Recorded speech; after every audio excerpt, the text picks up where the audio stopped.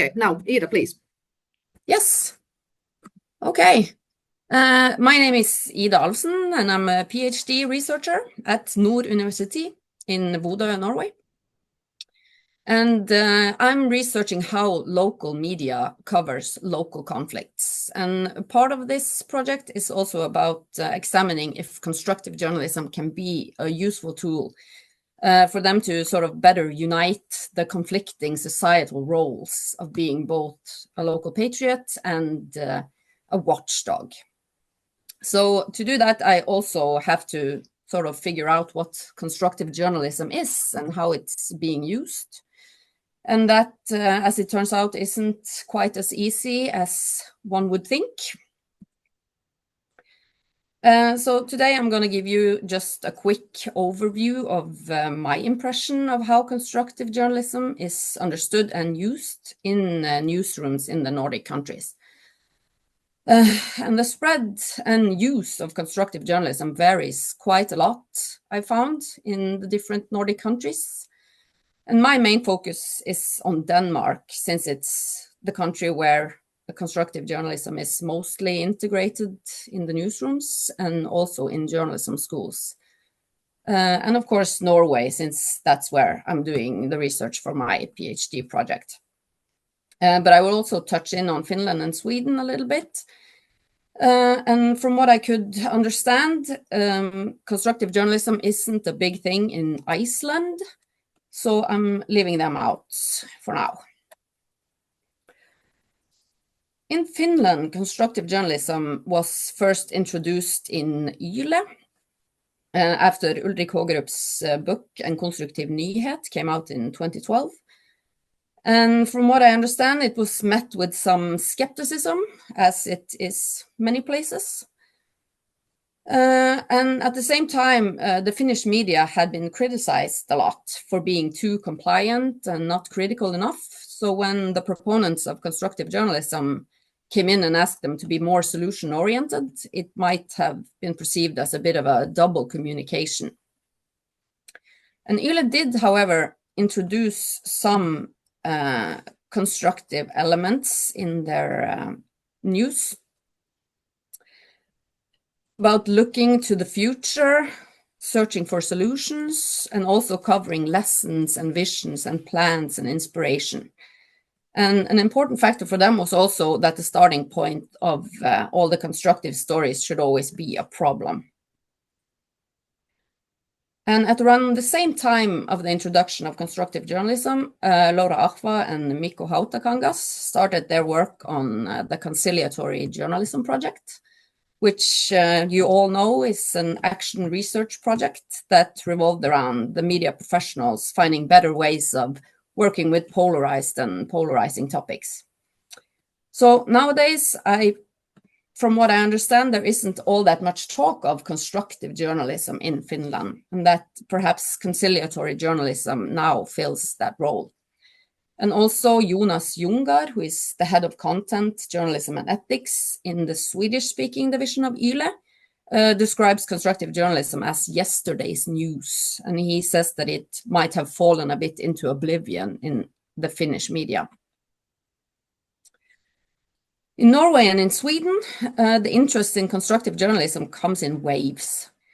And these waves seem to be brought on by individuals who have a strong belief in the concept. And Louise Haag in Sveriges Radio has observed that there are certain topics that make some journalists feel that there is a need for more uplifting and nuanced media coverage. And that these topics sometimes spark a further interest in constructive journalism that can spread throughout the whole newsroom. And examples of this could be the COVID pandemic, climate change, things like that. And however, the interest and the focus on constructive ways of working don't seem to stick for too long. While constructive journalism in Norway and Denmark to a large degree leans on Ulrik Hågerup and Constructive Institute's understanding and practice, it's a bit different in Sweden.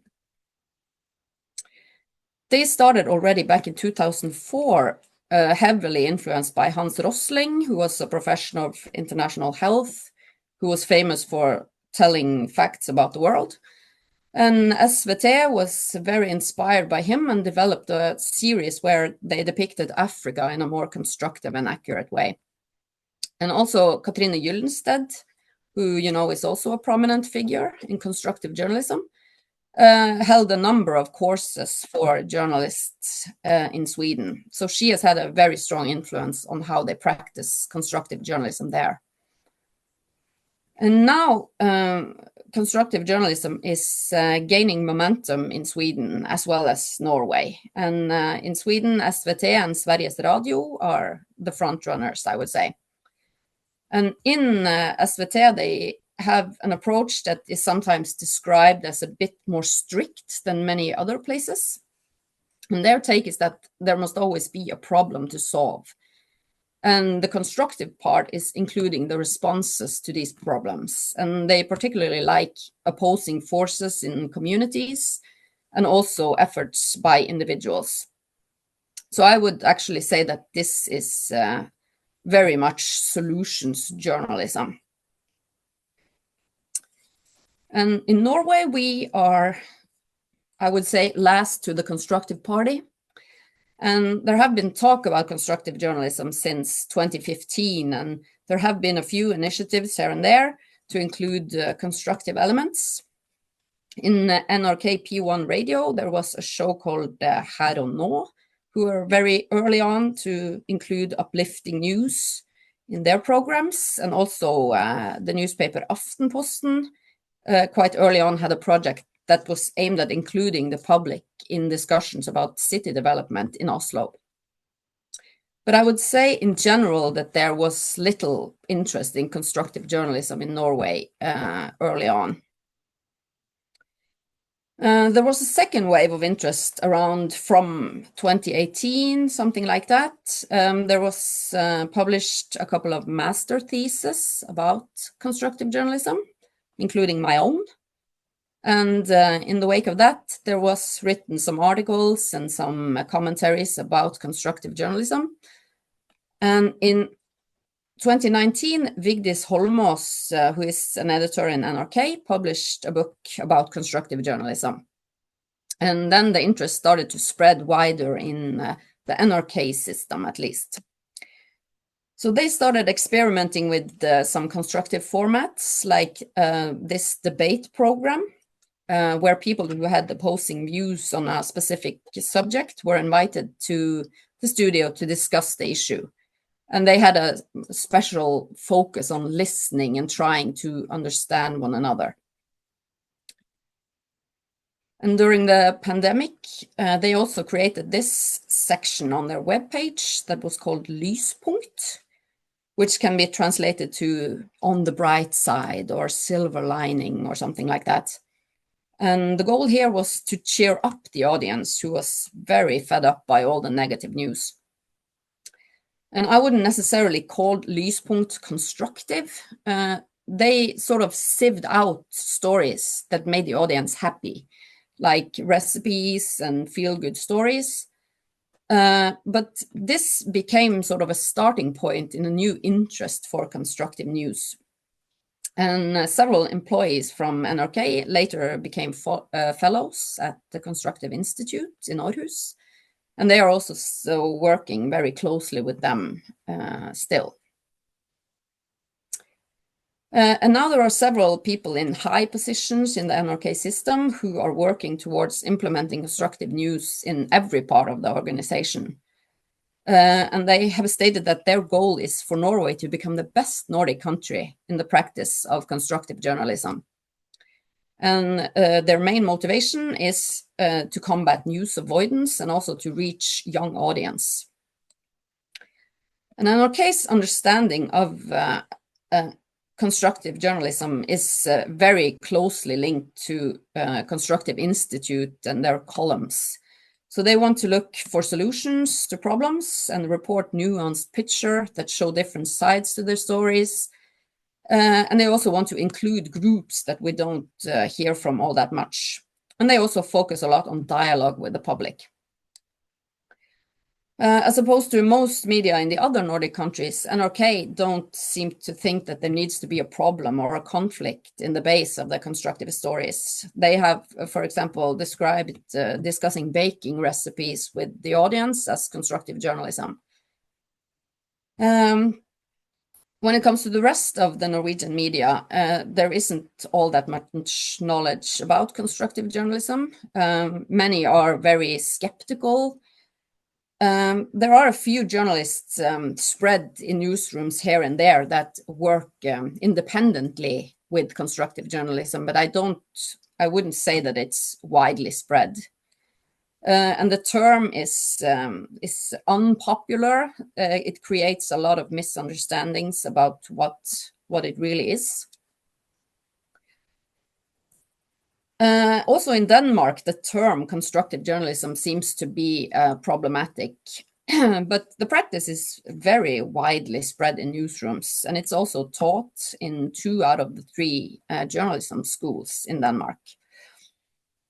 In one of the journalism schools, the course is called dialogue-based journalism, and they describe it as a subgenre of constructive journalism. And that is actually quite describing in the way that constructive journalism has developed in Denmark. And of course, the foundation for the whole concept is Ulrik Hågerup's work and how his understanding of constructive journalism is. And there are a lot of editors and journalists who have been to the Constructive Institute and have brought their knowledge and inspiration back to the newsrooms. And from what I understand, the Constructive Institute don't really want a strong definition of what constructive journalism is or how it's supposed to be practiced. They have this column model that you see here, and they use that as a starting point. And they want the journalists and newsrooms themselves to develop practices that work for them. And this has led to a whole bunch of different models for understanding and how to practice constructive journalism. And there are also several newsrooms that claim that they don't work with the constructive journalism, but I would say in practice that they absolutely do. And they might call it something else, or they might have instead developed their news criteria in ways that very much corresponds with the aim of constructive journalism, which I would say is to be oriented towards solutions and what is actually working, as well as engaging audiences in the news production and creating nuanced coverage and all of this. And one of these newsrooms that don't necessarily say that they do constructive journalism, but clearly do, is Zetland. And they are also now establishing themselves and their human-centric journalism in Finland. And in local media, which is my main area of interest, including the public in the creation of the news is a very important part. And one example here is that the local media can invite the public to ask questions that the journalists then in turn try to find the answers to. I recently visited Midtjyllands Avis, where they, for example, invite the public to meetings in their newsrooms. And one of them was about the local police giving advice to people on how to avoid becoming a victim of credit card fraud. So they have a strong focus on including the public, and they have no less than 18 tools or tags that they use to help them create constructive news stories. And of course, it's the ones that we can all agree on, like looking for solutions, looking for best practice, things like that. But they also had a focus on local history as one tool and give consumer advice and also highlighting charitable work that the newspaper had done, which one could argue isn't exactly what we would normally consider constructive journalism, at least. But what stood out to me in the local newsrooms that I went to is that they are very much including the public. They want to make the public feel heard and taken seriously. And they had a very strong ideal of them being of service to the public. And their take on constructive journalism also emphasized that. So in conclusion, there are a lot of different things that people call constructive journalism. And there are also a lot of practices that have the same objectives as constructive journalism, but are called something else. And we can all agree that constructive journalism is about taking that extra step beyond the problem, including possible solutions, positive development, and what actually works, as well as looking at the bigger picture, a nuanced view of the world. But most practitioners don't really want a rigid definition of what constructive journalism is. They want to be able to mold their practice to fit their own newsroom.